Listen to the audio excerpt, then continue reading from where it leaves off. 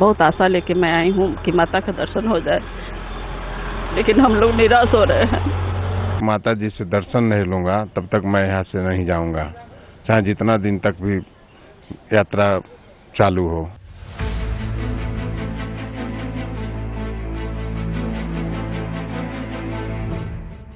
जय माता दी का जय घोष, मन में अटूट श्रद्धा और मां के दर्शन की एक आस।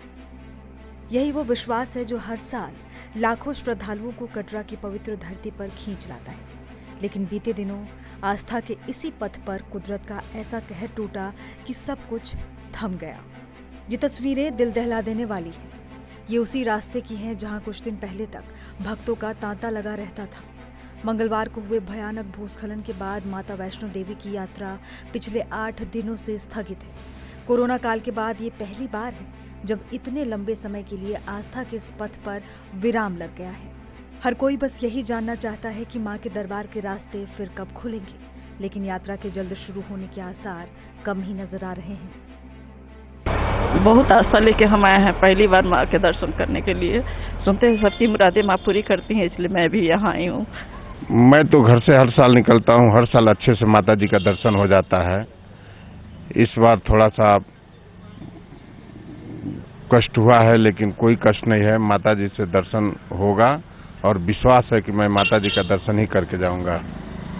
मैं पूर्ण विश्वास के साथ आया हूं और मैं माता जी का दर्शन ही करके जाऊंगा, चाहे कितनाओं दिन भी रुकना पड़े, मैं बिना दर्शन किए नहीं जाऊंगा।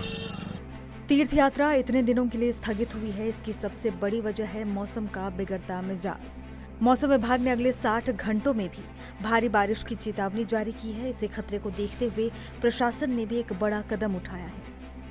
कटरा के एसडीएम ने आदेश जारी कर एशिया चौक से दर्शनी ड्योढ़ी तक के कई होटलों, दुकानों और धर्मशालाओं को फौरन खाली करने को कहा है। आदेश में साफ है कि जब तक इन इमारतों को सुरक्षा प्रमाण पत्र नहीं मिल जाता, इन्हें खोला नहीं जाएगा। इस पूरी त्रासदी के बाद अब माता वैष्णो देवी साइन बोर्ड की भूमिका पर भी गंभीर सवाल उठ रहे हैं। लोगों में गुस्सा है कि जब मौसम विभाग ने रेड अलर्ट जारी कर दिया था तो यात्रा को समय रहते क्यों नहीं रोका गया। जम्मू कश्मीर के उप मुख्यमंत्री सुरेंद्र चौधरी ने भी यही सवाल पूछा कि अगर मौसम की चेतावनी के बाद स्कूल बंद किए जा सकते थे तो साइन बोर्ड ने श्रद्धालुओं की जान जोखिम में क्यों डाली। बढ़ते दबाव के बाद उपराज्यपाल मनोज सिन्हा ने भी जांच के आदेश दे दिए हैं, लेकिन जांच के आदेशों पर भी सवाल उठ रहे हैं। लोगों को 1 जनवरी 2022 का वो काला दिन याद आ रहा है जब वैष्णो देवी भवन में हुई भगदड़ में 12 श्रद्धालुओं की मौत हो गई थी। तब भी एक जांच कमेटी बनी थी जिसे 1 हफ्ते में रिपोर्ट सौंपनी थी, लेकिन आज लगभग 3 साल बाद भी ना तो वो रिपोर्ट सार्वजनिक हुई है और ना ही किसी की जवाबदेही तय की गई है। ऐसे में सवाल उठता है कि क्या इस बार की जांच का भी वही हाल होगा। यात्रा स्थगित होने का सबसे गहरा असर कटरा के स्थानीय जीवन पर पड़ा है। जो बाजार कभी देर रात तक गुलजार रहते थे, वहां अब सन्नाटा पसरा है। होटल खाली है, रेस्टोरेंट बंद है और परिवहन सेवाएं ठप पड़ी हैं।